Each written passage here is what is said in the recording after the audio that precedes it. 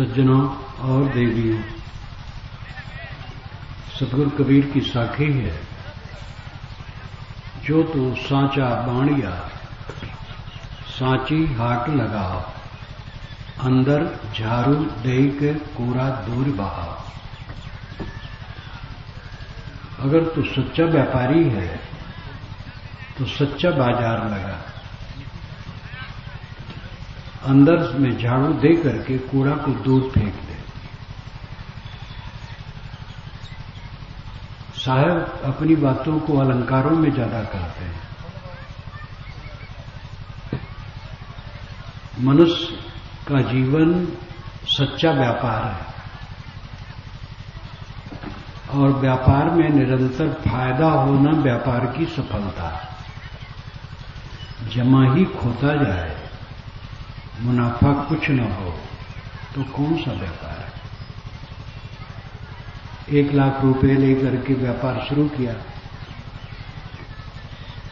और कुछ दिन में 60,000 रह गया, 40,000 रह गया, 20,000 रह गया, मूल ही खोता गया तो क्या व्यापार है। मूल पूंजी बनी रहे और मुनाफा बढ़ता रहे, तब व्यापार की सफलता है। हमारा जीवन बहुत बड़ा व्यापार है और इसमें घाटा घाटा केवल घाटा, हार करके चला जाना, ये असफलता है। बचपना की प्रसन्नता जवानी में नहीं रहती, जवानी की रही सही प्रसन्नता बुढ़ापा में उड़ जाती है। जर्जर होते होते रो रो करके झंक झंक करके आदमी मर जाता है। इसलिए नहीं कि खाने पीने की चीजें नहीं हैं, ख्वाहिशें, अहंकार उसको निरंतर जलाते रहते हैं। अंदर में झाड़ू लगा करके कूड़ा को दूर फेंक दे, बाहर सफाई भीतर सफाई, ये जीवन की साधना है। लोग जब नींद से उठते हैं तो सफाई शुरू करते हैं, टट्टी पेशाब को बाहर निकाल देते हैं, मंजन करते हैं, स्नान करते हैं, कपड़े धोते हैं, बर्तन धोते हैं, फर्श धोते हैं, लिपते पोतते हैं।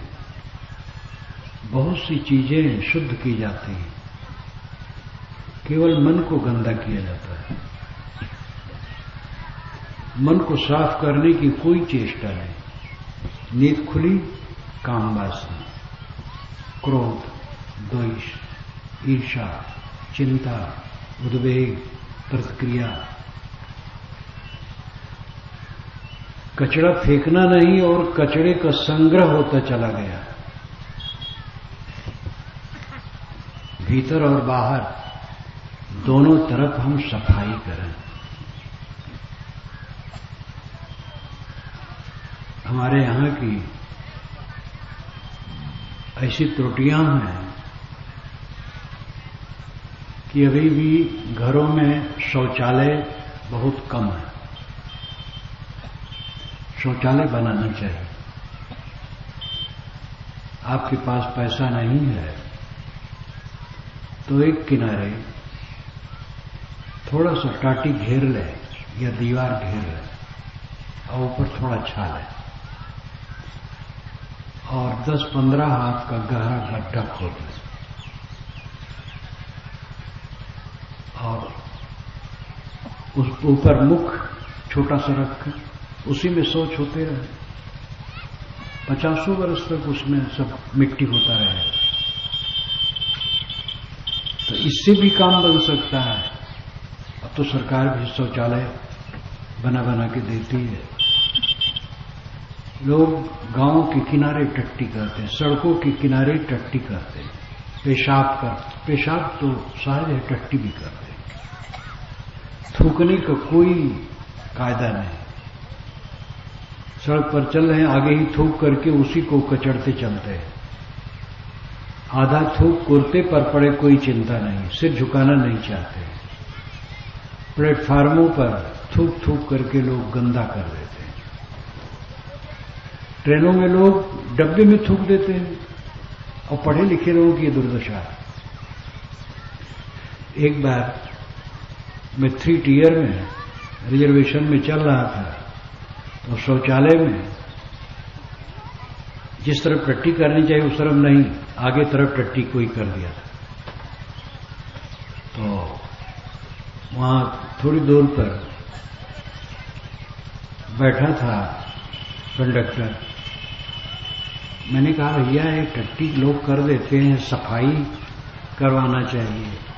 कहे महाराज वो तो 3 टियर है, फर्स्ट क्लास में जो पढ़े लिखे लोग, धनी लोग चलते हैं, उसमें ऐसा कर देते हैं। इतनी बेअकली है।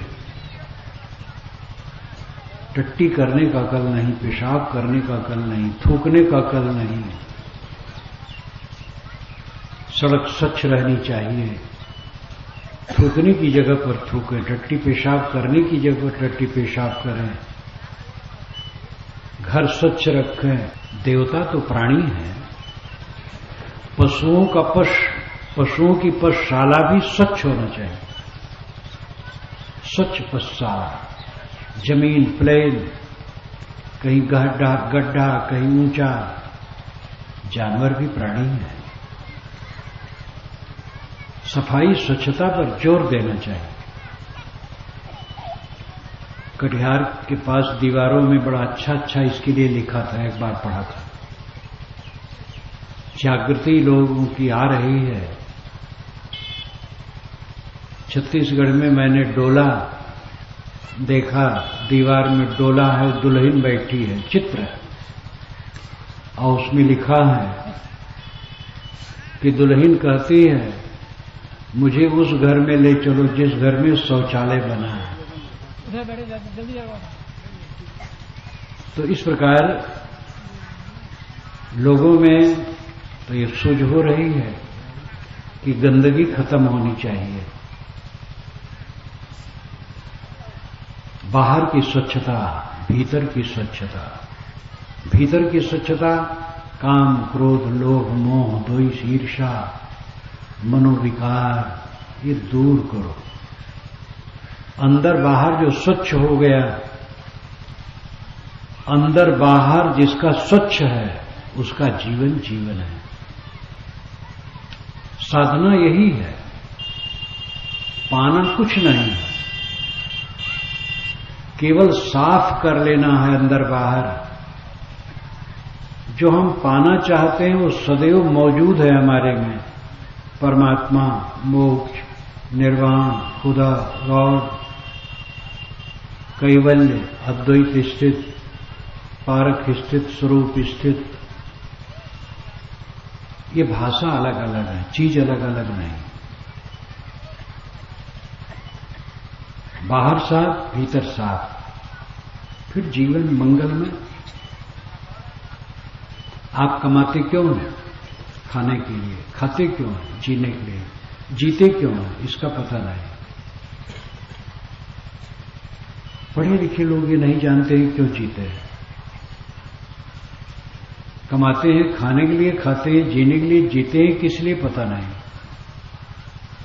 जीना चाहिए सुख से रहने के लिए, और सुख से वही रह सकता है जिसका मन पवित्र है। मन को पवित्र करने का काम करना चाहिए, यही साधना है। साधना में कुछ पाना नहीं होता है, विसर्जन करना होता है। कूड़े कचड़े को बुहार करके साफ कर दो, फिर स्वयं निर्मल तत्व विद्यमान है सबके अंदर में। जो तू साचा बाणिया साची हाट लगाओ, अंदर झाड़ू दे के कूड़ा दूर बहाओ। अगर तू सच्चा व्यापारी ज्ञान का है तो सच्चा बाजार लगा, और झाड़ू दे करके अंदर में कूड़ा कचड़ा को दूर फेंक दे। सदैव कूड़ा को दूर फेंकना यही साधना है। उठते बैठते सब समय, उठत बैठत कबहू न छूटे ऐसी तारी लागी। सावधानी ही साधना है। सदगुरु कबीर की वाणी में सहज समाधि और सहज साधना ये दोनों बातें आती हैं। सहज समाधि का अर्थ है जो स्वाभाविक दशा है उसमें स्थित। आपका सहज स्वरूप क्या है? चेतन। आप चेतन हैं, सब समय जानते हैं। जागृत अवस्था में आप जानते हैं, स्वप्न में भी आप जानते हैं, सुषुप्त में भी जानते हैं। जागृत अवस्था में इस जगत प्रपंच को जानते हैं, स्वप्न अवस्था में स्वप्न के आभास को जानते हैं, सुषुप्ति अवस्था में सबके अभाव को जानते हैं। जाग करके कहते हैं ऐसा सोया कि कुछ नहीं जाना। कुछ नहीं को कौन जाना? मैं। तीनों अवस्थाओं में जो जानता है, सदैव जानता है, वह ज्ञान स्वरूप आत्मा आप है। या को माय न या को बापा, यह तो स्वतः आप ही आपा। आत्मा के माँ बाप नहीं है, देह के माँ बाप होते हैं। ये आत्मा स्वतः अपने आप है। न ये स्त्री है न पुरुष है, न काला है न गोरा है, न विद्वान है न अविद्वान है, न मूर्ख है न पंडित है, न ब्राह्मण है न शूद्र है, न हिंदू है न मुसलमान है, न कबीरपंथी है न वैष्णव है। आत्मा शुद्ध बुद्ध निर्मल है। उसको कुछ पाना नहीं है, उसका अपना अपना आपा नित्य प्राप्त है। समझना है और ठहरना है, शांत हो जाना है। इस तथ्य को समझे। जो सब समय जानता है और सबको जान जान करके सब में राग द्वेष करके दुखी है।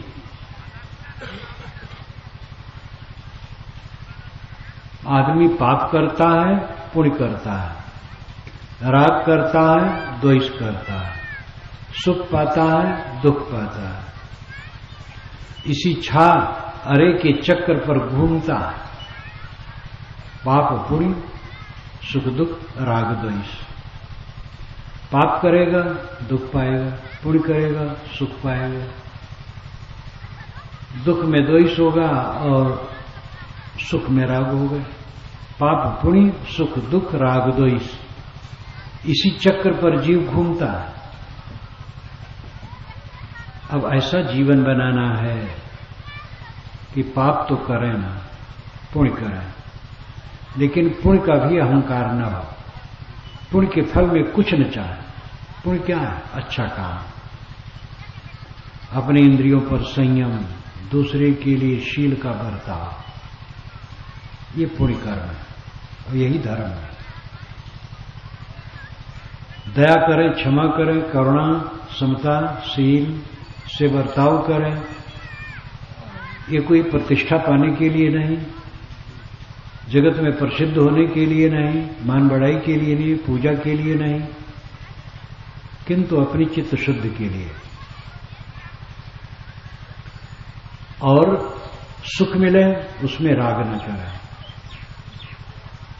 ठंडी गर्मी, भूख प्यास, हानि लाभ, जस अपजस, अस्तुति निंदा, ये सब मिलते हैं, इनमें उलझे न, समता से रहे।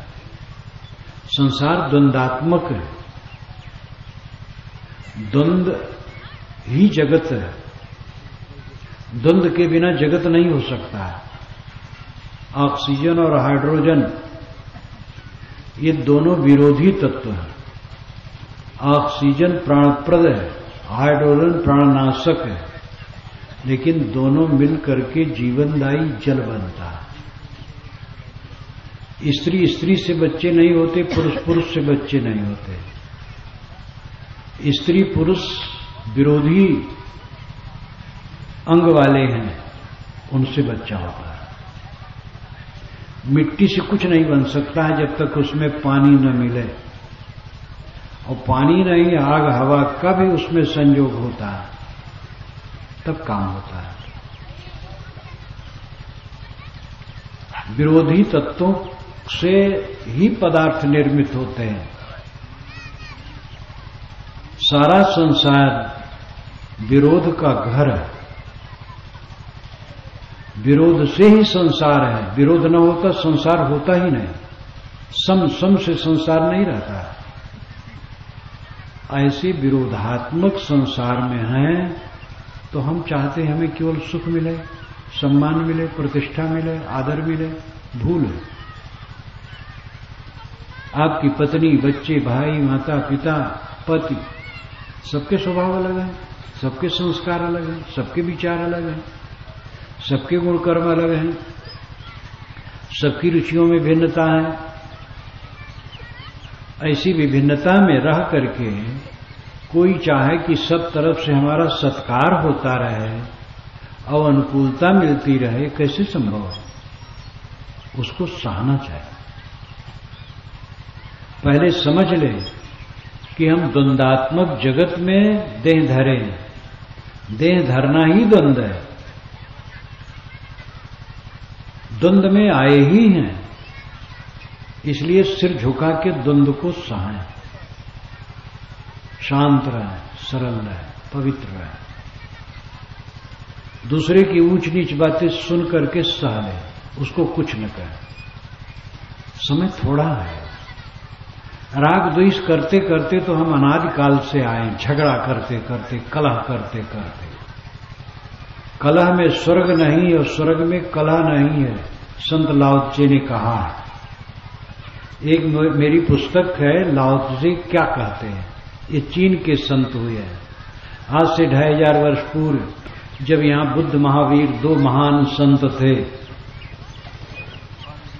तब चीन में लाओ त्से थे। बहुत ऊंचे संत थे लाओ त्से। उनकी मात्र एक ही पुस्तक है चीनी भाषा में,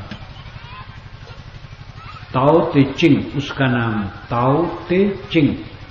ताओ नाम विश्व नियम, ते का मतलब है सद्गुण, चिंग का मतलब है पुस्तक। विश्व नियम और सद्गुण की पुस्तक, ये ताओ ते चिंग चीनी भाषा में है। छोटे छोटे 81 संदर्भ है, उस पर मेरा भाष्य है। बहुत सरल रूप से इसको बताया गया है, इन पुस्तकों में होगा, आप देखिएगा। लाओ त्से क्या कहते हैं? उन्होंने एक जगह कहा है, स्वर्ग में कलह नहीं है, कलह में स्वर्ग नहीं। जिसके मन में कलह होगा उसके मन में स्वर्ग नहीं होगा, और जिसके मन में स्वर्ग होगा उसके मन में कलह नहीं होगा। स्वर्ग है प्रसन्नता, सुहागा स्वर्ग, अपने में लौट आना स्वर्ग है, अपने में तृप्त रहना स्वर्ग है, अपनी महिमा में प्रतिष्ठित रहना स्वर्ग है। अपनी महिमा आत्मा की महिमा, देह की महिमा नहीं, देह तो नश्वर है। आत्मा की महिमा में, अपने आत्मा की प्रसन्नता में प्रतिष्ठित रहना स्वर्ग है। और कलह करने वाला ये नहीं पा सकता है, जो दूसरों की बुराइयों के चक्कर में पड़ा रहता है। दूसरों की बुराई की चर्चा करना, सुनना, रस लेना, और अगर वो 4 पैसा है, 8 पैसा कहा जाता तो और पाप है। ये सब करते करते तो आज तक हम आए हैं, नया क्या कर रहे हैं? काम वासना में पीड़ित हुए हैं। स्त्री देह में रहे तो पुरुष में सुख माने हैं, पुरुष के देह में रहे तो स्त्री में सुख माने हैं, और सुख कहीं नहीं है। सब हाड़ मांस के लोथ हैं, लाश। जितने स्त्री पुरुष हैं हाड़ मांस की लाश है, सुख उसमें कहा, लेकिन इसी में सुख माने हैं। आज तक हमने मोह किया है और वैर किया है, झगड़ा किया है, स्वार्थ में पड़ के आपाधापी की है, मारपीट किया है, पर निंदा किया है। इस प्रकार कलह में आज तक जीते हम आए हैं, नया क्या किया है? वही अगर कर रहे हैं, सत्संगी बनकर, भगत बनकर, साधु बनकर, वही राग द्वेष, वही कलह, वही दूसरे की बुराई, वही परनिंदा, वही मानसिक विकार, तो नया क्या कर रहे हैं? नया जीवन बनाए, मर जाएं दुनिया से, नया जीवन प्राप्त करें। वेद में आता है, अथर्व वेद में ब्रह्मचर्य सूक्त, विवाह सूक्त भी है, ब्रह्मचर्य सूक्त भी है। तो उसमें ऋषि कहता है, ऐ दुनिया के लोगों, कोई आप लोग मेरी बात मानोगे? कोई है ऐसा जो अपना एक लड़का दे दे मरने के लिए? बड़ा कठोर शब्द है। ये कहा जाता है कि वेद में तो खाओ पियो मौज करो प्रार्थना इत्यादि है, और इसी लोग सब यही मांगे, हमें घोड़ा दो, बैल दो, गाय दो, धन दो, जमीन दो, बड़ी बड़ी सड़कें दो, रथ दो, देवताओं से ही मांगे हैं, वैराग नहीं है। वेदों में भी वैराग के वचन बहुत है, खोजना चाहिए।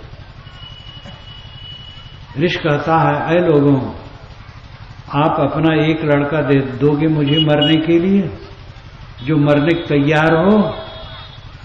बड़ा भयंकर शब्द है, मरने को कोई तैयार नहीं। लेकिन ऋषि कहता है, मुझे ऐसा लड़का दो, ऐसा जवान दो जो मरने को तैयार हो। मरने को तैयार होने मतलब क्या है? पुराने संस्कारों को छोड़ करके नया जीवन अपनाना चाहे। गुरु की शरण में शिष्य जाकर के जब शिष्यत्व ग्रहण करता है तो मरना और जीना दोनों साथ साथ है। गुरु की शरण में गया तो मर गया और जी गया, पुराने संस्कार को मार दिया, नए संस्कार में जी गया। एक मंत्र वेद में आता है, आचार्य उपनय मानो ब्रह्मचरणम कृणते ग्रह्मंतः तम रात्रिस्त्रिस उदरे विभर्त तम जातम दृष्टि द्रष्टुमत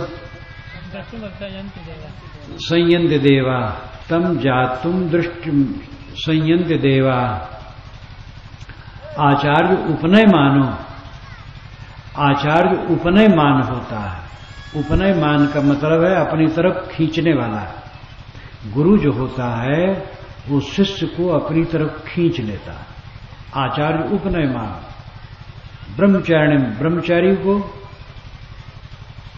गुरु अपनी तरफ खींच लेता है, और खींच ही नहीं लेता है, गर्भमंतम, गर्भ के अंदर में कर लेता, अपने पेट में कर लेता है। आचार्य उपनय मानो कृणते गर्भमंता। सरल अर्थ हुआ, गुरु शिष्य को खींचकर अपने गर्भ में कर लेता है। तम रात्रिस्त्रिस उदरे विभर्ति। उस शिष्य को, उस ब्रह्मचारी को 3 रात तक अपने पेट में रखता है। तम जातम, जब वो पैदा होता है, अब संयंत दृष्टुम अब संयंत देवा। देवता लोग, सज्जन लोग उसको देखने के लिए आते हैं। ये भी अलंकार के वचन है।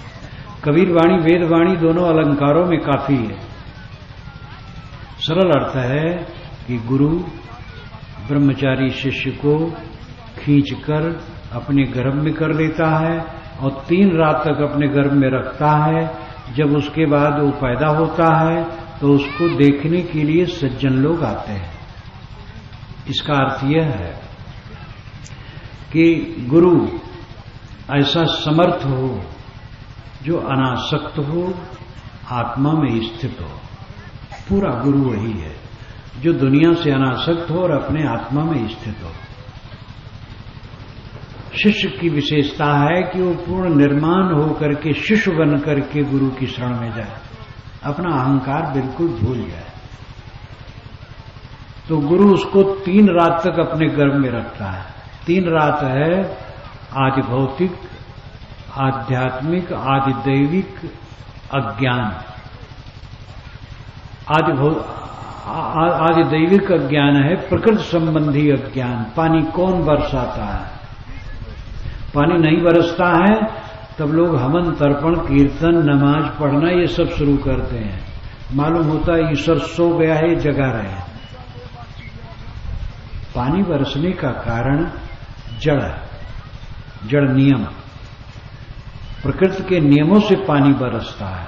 कोई भगवान नहीं पानी बरसाता, भूचाल कोई भगवान नहीं लाता, प्रकृति के नियमों से भूचाल आता है। लेकिन लोग समझते नहीं हैं। ये आदिदैविक अज्ञान, आदिदैविक अज्ञान है। देव नाम जड़ प्रकृति, जड़ प्रकृति को देव कहते हैं वैदिक भाषा में। इसलिए दैवी ताप का अर्थ है जड़ से जो कष्ट हो, आग से, पानी से, पदार्थों से। तो जड़ जगत के प्रति जो अज्ञान है ये एक रात है। और आज भौतिक अज्ञान, भूत कहते प्राणियों को, प्राणियों के प्रति जो हमारा अज्ञान है, मोह वैर, ये मिट जाए। और आध्यात्मिक अज्ञान, आत्मा संबंधी अज्ञान, अपने को कहीं बाहर से कुछ पा करके तृप्त होने की ख्वाहिश, ये आध्यात्मिक अज्ञान है। इसका और विस्तार चाहिए, लेकिन यहां मैं विस्तार न कर पाऊंगा। अगर समय से ख्याल आएगा तो आज से कल में विचार रखा जा सकता है। अर्थ इतना ही है कि आदिदैविक, आदि भौतिक, आध्यात्मिक तीन अज्ञान है। जड़ जगत के प्रति अज्ञान आदिदैविक अज्ञान है। प्राणियों में ठीक ढंग से न रहने की बुद्धि, ये आदिभौतिक अज्ञान है। प्राणियों में मनुष्य का ज्यादा महत्व है, जानवरों में उतना परेशानी कुछ नहीं है। आप हजारों गाय बैल पाल लीजिए, उनको चारा भोजन दीजिए, निवास दीजिए, कोई चिंता नहीं। लेकिन आदमी का एक बच्चा पाल करके निभाना बहुत मुश्किल है। जितने यहां माता पिता बैठे हैं वे स्वयं जान सकते हैं कि बच्चे को निभाना कितना मुश्किल है। मनुष्य का बच्चा बड़ा उफान शैतान वाला होता है, बड़ी इच्छा वाला, अहंकार वाला।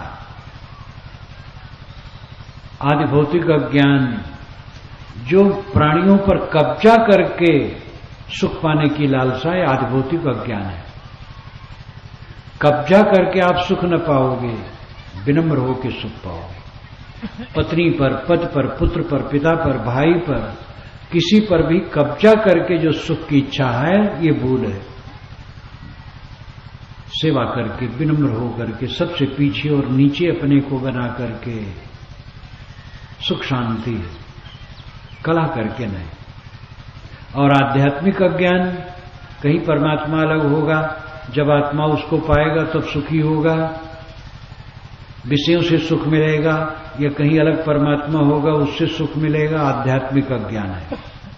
न विषयों से सुख मिलेगा और न कहीं अलग परमात्मा बैठा वहां से सुख मिलेगा। सुख का सागर तो आपके अंदर है।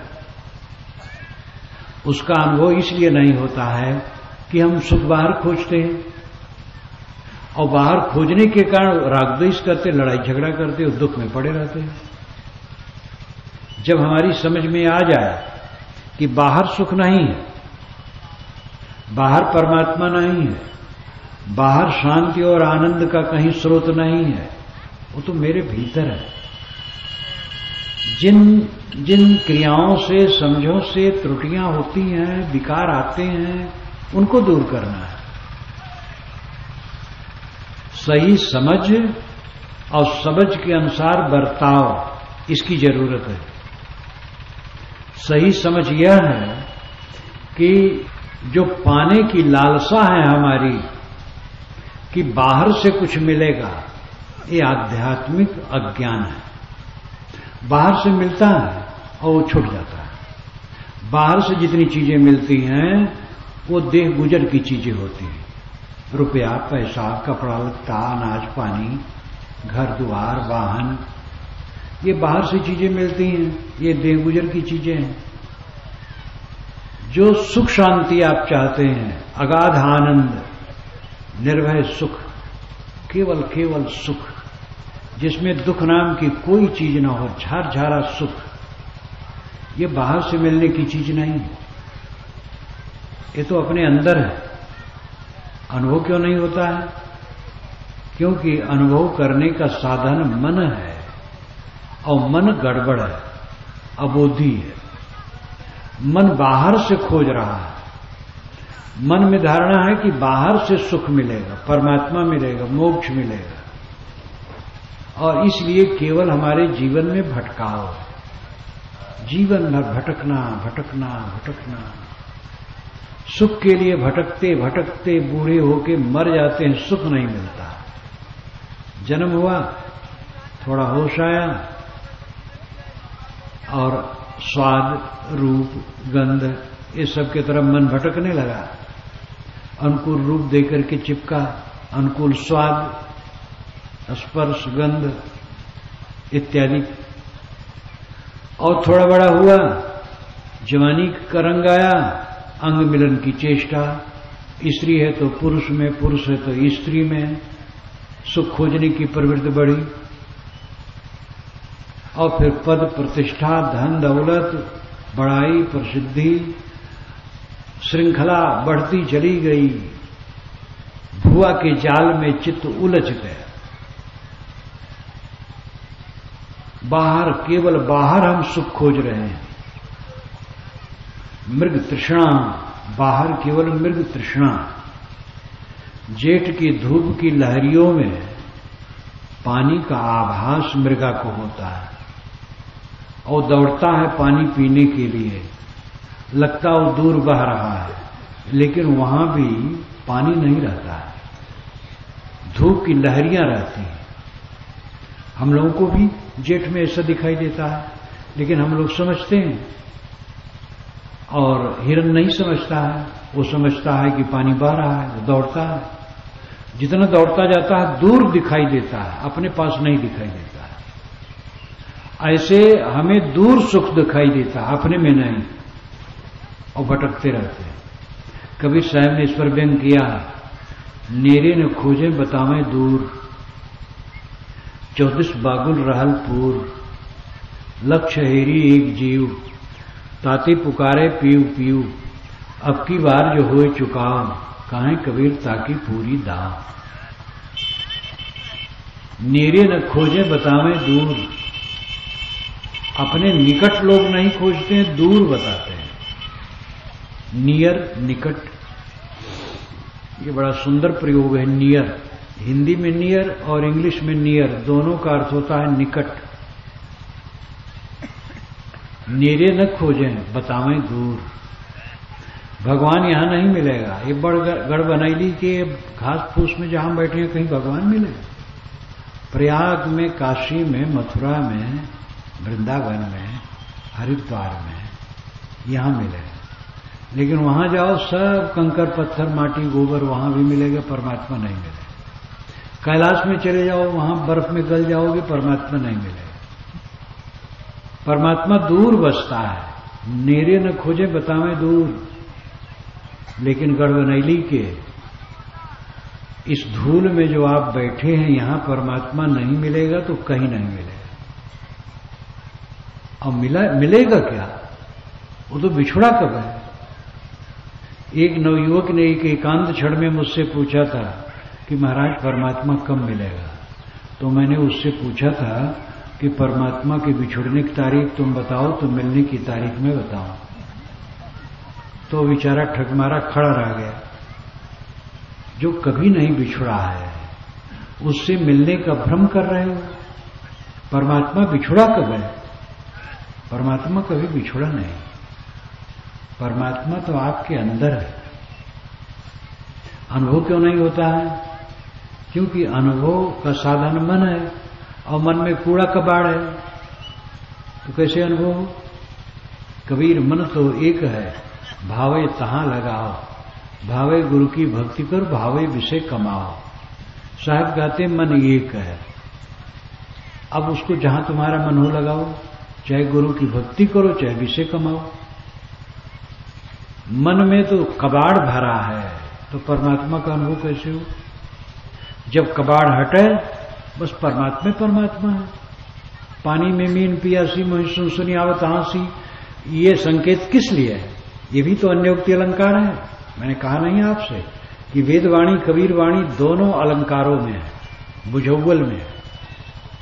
पानी में मीन पियासी में सुनसुनी आवत हांसी, आत्म ज्ञान बिना नर भटके, कोई मथुरा कोई काशी।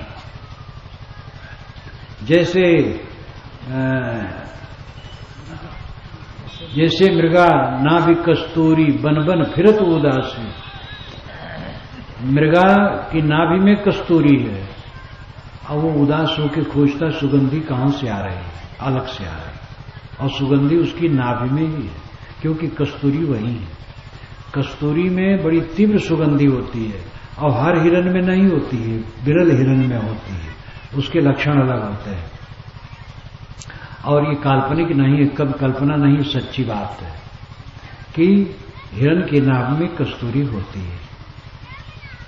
आपके अंदर में आपका अस्तित्व ही परमात्मा तत्व है।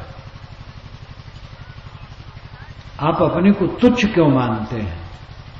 आप महान हैं, ब्रह्म हैं, परमात्मा।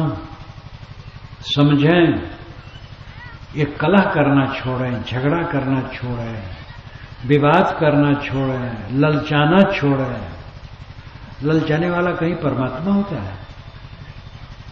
परमात्मा वह है जो ललचाना छोड़ दे। चाह गई चिंता मिटी मनवा बेपरवाह, जिनको कुछ नहीं चाहिए सोई शाहंशाह।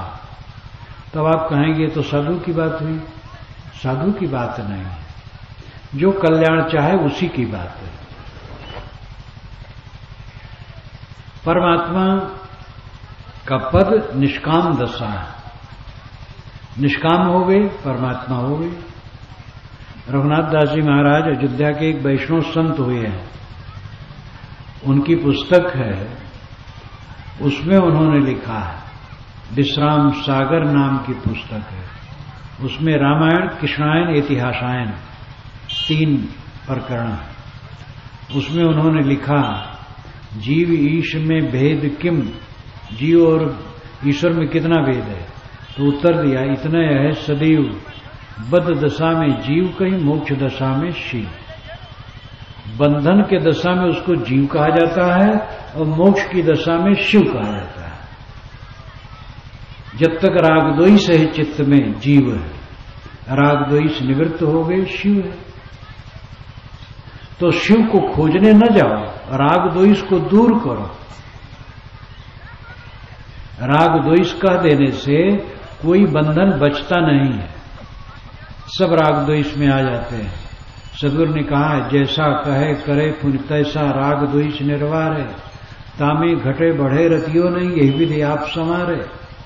जैसा कहे वैसा करे और रागद्वेष का त्याग करे, और इसमें विचलित न हो अपनी रहनी में, और अपना सुधार करे। ये कोई संप्रदाय की बात मैं नहीं कहता हूं। श्री राम की उपासना करो कि श्री कृष्ण की, कि कबीर साहब की, कि नानक साहब की, कि निर्गुण ब्रह्म की, कि सगुण ब्रह्म की, कि और की, ईसा की, कि मोहम्मद की, ये मैं नहीं कहता हूं। ये तो मानवता की बात है। कबीर वाणी में जो ज्ञान का तत्व है वो मानवता का है। कबीर ने कुछ स्थापित नहीं किया है, उन्होंने प्राप्त विचारों पर समीक्षा की है और सत्य का उद्घाटन किया है। जो विचार उनको प्राप्त थे, सुनाई देते थे, उनमें जो त्रुटियां थी उस पर उन्होंने खुल करके कहा, और जो सत्य है उसका उद्घाटन किया है। कोई स्थापना नहीं किया। उन्होंने नहीं कहा कि मैं पैगंबर हूं, मैं अवतार हूं, और मैं जो कह रहा हूं ईश्वर की वाणी है। पंथ तो उन्होंने कायम ही नहीं किया, पीछे के संतों ने कबीर पंथ कायम किया। पंथ कायम होना बुरा नहीं होता है। अगर पंथ संप्रदाय न हो तो मूल विचारकों का विचार एक दर्शन बनकर के रह जाएगा, फिलॉसफी पढ़ने लिखने भर का, और कुछ नहीं। पंथ के लोग, संप्रदाय के लोग अपनी अपनी सूझबूझ के अनुसार मूल वाणी को लेकर के आचरण और साधना करते हैं। इसलिए पंथ और संप्रदाय बनना बुरा नहीं होता है। बुराई उसमें तब आ जाती है जब ये मान लिया जाता है हमारा पंथ, हमारा संप्रदाय ईश्वर प्रदत्त है, हमारी किताब ईश्वरी है, हमारा महापुरुष ईश्वर का पैगंबर या अवतार है, जो उसको नहीं मानेगा वो नरक में जाएगा, तब बुरा होता है। वस्तु दुनिया की सारी पुस्तकें मनुष्य की रचनाएं हैं और सभी महापुरुष केवल मनुष्य हैं और सभी संप्रदाय मनुष्यों के चलाए हैं। इसलिए जितनी शक्ति चले महापुरुषों की वाणी का मनन चिंतन करे और सार ले और सत्य की स्थापना करे, स्वयं विचारे। सारी स्थापनों का स्थापक कौन है? जितनी स्थापना होती है कौन उसका स्थापक है? ये जीव। पानी का स्रोत आपको जमीन में मिलेगा, तेल पेट्रोल का स्रोत मिलेगा, रत्नों की खान मिलेगी, कोयले की खान मिलेगी, पत्थर की खान मिलेगी, लेकिन ज्ञान की खान या स्रोत दुनिया में जमीन पर कहीं नहीं। वो मनुष्य है। मनुष्य सर्वोपरि है। इसलिए कबीर साहब ने मनुष्यता पर जोर डाला। मानुष होई के न मुआ, मुआ सुडांगर ढोर। जो मनुष्य हुआ वो अमर हो गया।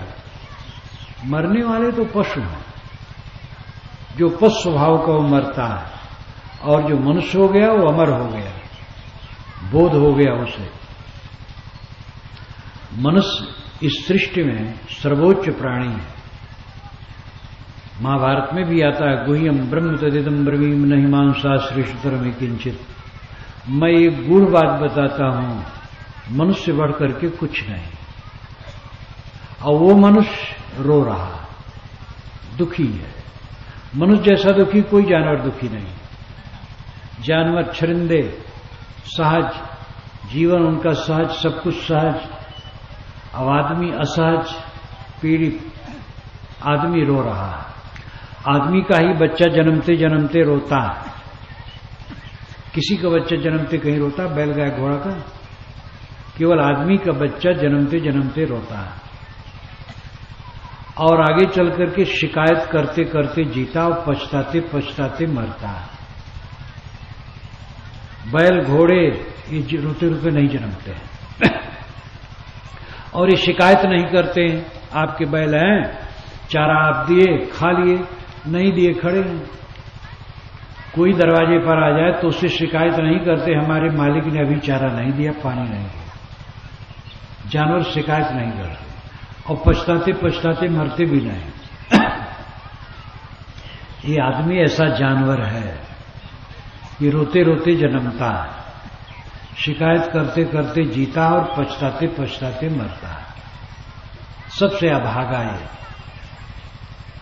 रोते रोते जन्मता है, मानो घोषणा करता है कि मैं रोने के लिए जन्मा हूं। जन्मते ही घोषणा कर देता मैं रोने के लिए जन्मा हूं और जीवन भर रोना, महाराज क्या करूं, सुख नहीं मिला। सबको शिकायत है, सुख नहीं मिला, अनुकूलता नहीं मिली। ये हमारा अविवेक है। भोजन मिलता है, पानी मिलता है, कपड़े मिलते हैं, सोने की जगह मिलती है, क्या चाहिए? अब मन को ठीक करो, राग द्वेष का निर्वाह करो, समता से रहो, शील से रहो, क्षमा से रहो, गम से रहो, धीरज रखो, सिर झुका के रहो, सबसे सिर झुका के रहो, बड़ों से छोटों से सबसे, पिता माता से सिर झुका के रहो, बच्चों से भी सिर झुका के रहो, स्वामी से सिर झुका के रहो, नौकर से भी विनम्र रहो। अकड़बाजी करना नौकर से कोई समझदारी नहीं। विनम्रता सीखो, झुक करके रहो। सिर उठा के चलोगे तो ठोकर लगेगा, सिर झुका के चलोगे ठोकर नहीं लगेगा। आदमी बाहर खोजता है, यही उसका भटकाव है। साधना यही है कि हम अपने मन के विकारों को धोएं। जो तो साचा बाड़िया साची हाट लगाओ, अंदर झाड़ू दे के कूड़ा दूर बहाओ। बाहर की सफाई, भीतर की सफाई, यही साधना है।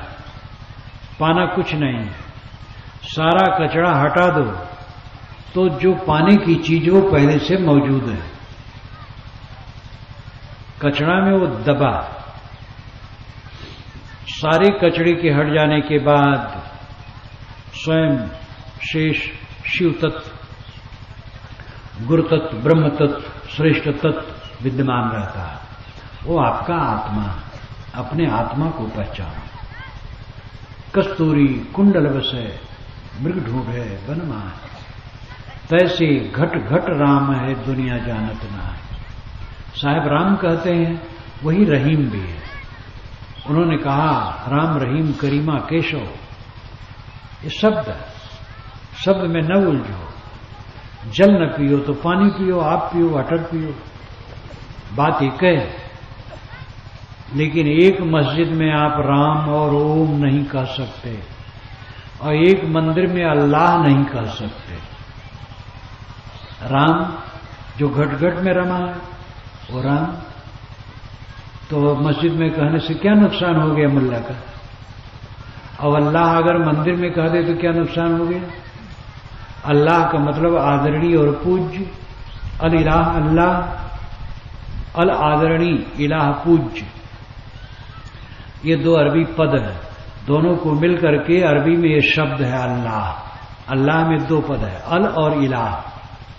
अल आदरणीय, जैसे इंग्लिश में द और दी दो प्रकार से लोग उच्चारण करते हैं। कहीं आदरणीय सूचक लिखना होता तो दी लगाते हैं। इसी प्रकार अरबी में अल लगाते हैं। और इलाह का मतलब पूज्य। ईल, ईड़, अस्तुताविद धातु, संस्कृत में ईल ईड़ अस्तुत परक धातु। सभी वेदों में ऋग्वेद प्रथम है और ऋग्वेद का पहला मंत्र है अग्निमीले पुरोहितम यज्ञ से देव मृत्युम होतारम रत्न धातुमम।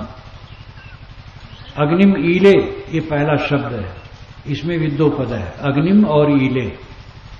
तो साणाचार्य ने भाष्य किया अग्नि नाम कम देवम ईले अस्तोम ईड़ अस्तुता विधातु। अग्नि तो अग्नि नाम का देवता है और ईड़े अस्तुत योग्य है, धातु है। ईल कहते हैं अस्तुति परक को। ईल यानी पूज्य, अस्तुत करने योग्य। तो अरबी का ईल और संस्कृत का ईल, वैदिक ईल दोनों एक है। ईल ईड़ दोनों कहा जाता है। उसको ईट भी आप कह सकते हैं। संस्कृत में ड के नीचे बिंदु नहीं रहता, हिंदी में केवल रहता है, तो संस्कृत में ईड हो जाएगा। उसको ईल भी कहते हैं। किसी संस्कृत कोश में आप ईल पढ़िए तो उसका होता है अस्तुत योग्य अर्थ। तो अल्लाह में क्या फर्क पड़ गया? आदरणीय और पूज्य। मुझे याद आया, इस पर याद आ जाता, कलकत्ता में मैं सुबह घूम रहा था, सड़क पर तो एक पंडित जी परिचित मिल गए। नहा धो करके लोटम पानी लेके चल रहे थे, आधी धोती ऊपर डाले एकदम पूजा के रूप में। उन्होंने नमस्कार किया तो मैंने उधर ध्यान दिया, कुशल पूछा। कहा महाराज सब कुशल है, आप तो अल्लाहाबाद के हैं ना? मजाक उन्होंने किया, अल्लाहाबाद के आप हैं। मैंने कहा अल्लाहाबाद में क्या नुकसान हुआ? अल आदरणीय इलाह पूज्य आबाद बसाना। जो आदरणीय और पूज्य उसका बसाया हुआ नगर उसमें है तो क्या बुरा है? तो शर्मा गए, हंसने लगे। पानी आप नहीं पीना चाहते हैं तो जल पी लीजिए, जल भी नहीं पीना चाहते वाटर पी लीजिए। ये तो शब्द है। तो ये धार्मिक संप्रदाय के लोग कलह करते हैं बिना समझे। कबीर साहब ने इसी को मिटाने के लिए प्रयास किया है बारंबार। भाई दुई जगदीश कहाँ ते आया, कहो कोने बोराया, अल्लाह राम करीमा के सो हरि जत नाम धराया। तो मैंने कहा था कि अगर तुम सच्चे व्यापारी हो तो सच्ची दुकान लगाओ, झाड़ू दे करके कूड़ा को दूर बहा दो, बाहर सफाई रखो, घर वस्त्र बर्तन दरवाजा गली खोची गांव के किनारे टट्टी न करो, टट्टी घर बनाओ। और जाना है तो खेत में जाओ, दूर निकले घर से बस सड़क के किनारे इधर उधर बैठ गए टट्टी। और लोग आते जाते हैं उसे वहीं टट्टी करते हैं, थूकते हैं, पेशाब करते हैं, बेअकल का काम। सफाई स्वच्छता बाहर रखो और भीतर मन को निर्मल कर लो। अंतर बाहर जाकर सफा पाकर मालिक काहे खफा। जिसका अंतर बाहर साफ है वो आनंद कंद है। परमात्मा मोक्ष कल्याण पाना नहीं है, वो आपका स्वरूप है। केवल सफाई कर दे मन की, बस अपने आप उसका उद्घाटन हो जाएगा। मैं अपनी वाणी को विराम देता हूं।